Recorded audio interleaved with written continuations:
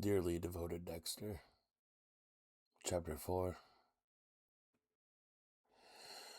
Normally I feel pleasantly mellow for several days after one of my nights out, but the very next morning after McGregor's hasty exit, I was still all a-quiver with eagerness.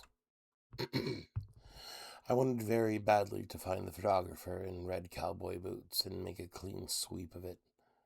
I am a tidy monster, and I do like to finish whatever I begin, and know that someone was out there clumping around in those ridiculous shoes, carrying a camera that had seen far too much, made me anxious to follow those footprints and wrap up my two-part project. Perhaps I had been too hasty with McGregor. I should have given him a little more time and encouragement, and he would have told me everything. But it had seemed like something I could have easily found by myself when the Dark Passenger is driving. I am quite sure I can do anything. So far, I have not been wrong, but it had put me in a bit of an awkward spot this time, and I had to find Mr. Boots on my own. I knew from my earlier research that McGregor did not have a social life beyond his occasional evening cruises. He belonged to a couple of business organizations, which was to be expected from a realtor, but I had not discovered anyone in particular that he seemed to pal around with. I also knew he had no criminal record, so there was no file to pull and search for known associates. The court records on his divorce simply listed irreconcilable differences and left the rest to my imagination.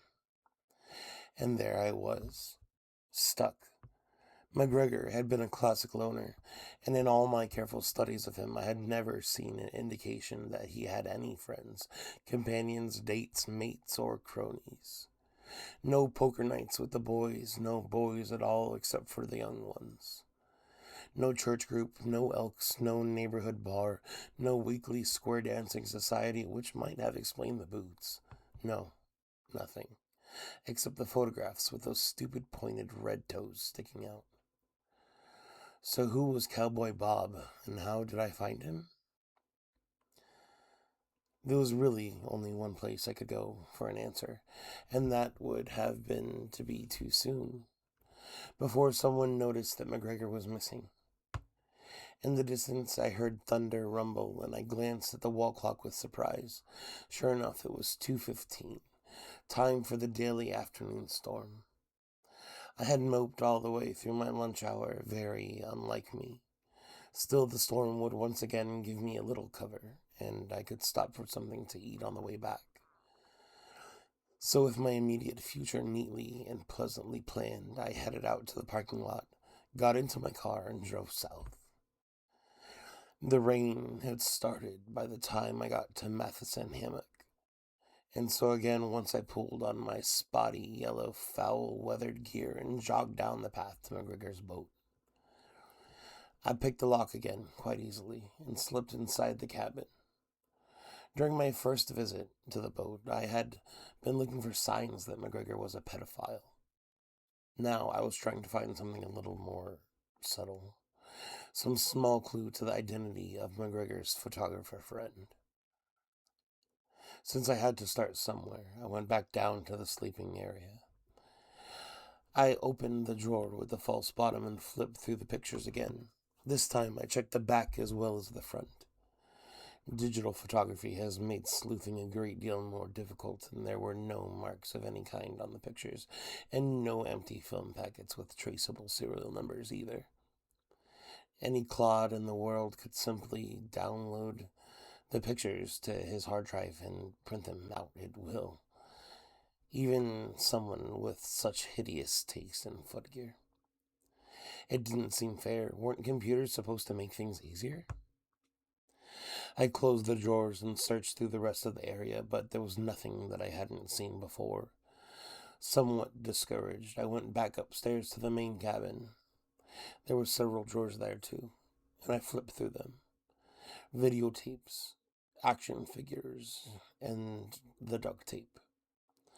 all things I'd already noticed, and none of them would tell me anything. I pulled the stack of duct tape out, thinking perhaps there was no sense in letting it go to waste. Idly, I turned over the bottom roll, and there it was. It really is better to be lucky than to be good. In a million years, I could have not hoped for something this good. Stuck to the bottom of the duct tape roll was a small scrap of paper, and written on the paper was Riker.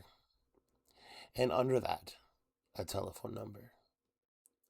Of course, there was no guarantee that Riker was the Red Ranger, or that even he was a human being. It could well as just be the name of a marine plumbing contractor. But in any case, it was far more of a starting place than I had, and I needed to get off the boat before the storm stopped. I stuck the paper inside my pocket, buttoned up my rain slicker, and snuck off the boat and onto the footpath again.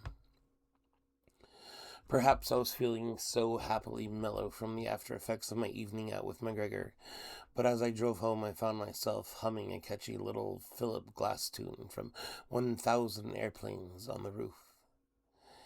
The key to a happy life is to have accomplishments to be proud of and purpose to look forward to, and at the moment I had both. How wonderful it was to be me. My good mood lasted only as far as the traffic circle where Old Cutler blends into Lejeune, and then a routine glance in my rear view mirror froze the music on my lips. Behind me, practically nosing into my back seat, was a maroon Ford Taurus. It looked very much like the sort of car Miami-Dade Police Department maintained in large numbers for the use of plainclothes personnel. I did not see how this could possibly be a good thing. A patrol car might follow me for no real reason, but someone in a motor pool car would have some kind of purpose, and it looked like that purpose was to make me aware I was being followed. If so, it was working perfectly. I could not see through the glare of the windshield to know who was driving the car, but it suddenly seemed very important to know just how long the car had been following me, who was driving, and how much the driver had seen. I turned down a small side street, pulled over and parked, and the Taurus parked right behind me. For a moment, nothing happened. We both sat in our cars, waiting. Was I going to be arrested? If someone had followed me from the marina, it could very well be a bad thing for dashing Dexter. Sooner or later, McGregor's absence would be noticed, and even the most routine investigation would reveal his boat. Someone would go to see if it is there, and then in fact that Dexter had been there in the middle of the night and day and might see something very different. It's the little things like this that make for successful police work. Cops look for these funny coincidences, and when they find them, they can get very suspicious with the person who is in too many interesting places by mere happenstance, even if that person has police ID and an amazing, charming fake smile. There really seemed nothing for me to do except bluff my way through, find out who was following me and why, and then convince them it was a silly way to waste my time. I put on my very best official greeting face, got out of my car, and stepped briskly to the Taurus. The window rolled down, and the always angry face of Sergeant Dokes looked out at me, like an idol for some wicked god carved from a piece of dark wood. "Why you leaving work in the middle of the day so much lately?" he asked me. His voice had no real expression in it, but still managed to give me the impression that whatever I said would be a lie, and he would like to hurt me for it. "Why, Sergeant Dokes," I said cheerfully. "What an amazing coincidence. What are you doing here?" "You got something to do more important than your job?" he said. He seemed really uninterested in maintaining any sort of flow of conversation, so I shrugged. When people faced with when faced with people who have very limited conversational skills and no apparent desire to cultivate any, it's always easier simply to just go along. I had some personal things to take care of. I said, very weak. I agree, but Dokes displayed an unnerving habit of asking the most awkward questions, and with such an understated viciousness that I found it hard not to stutter, let alone come up with something clever. He looked at me for several endless seconds, the way starving pit bulls look at raw meat. Personal things, he said without blinking. It sounded even stupider when he repeated it. That's right, I said. Your dentist is over in Gables, he said. Well, your doctor too, over on Almeida. You got no lawyer, sister's still at work, he said. What of what kind of personal things did I leave out? Actually, I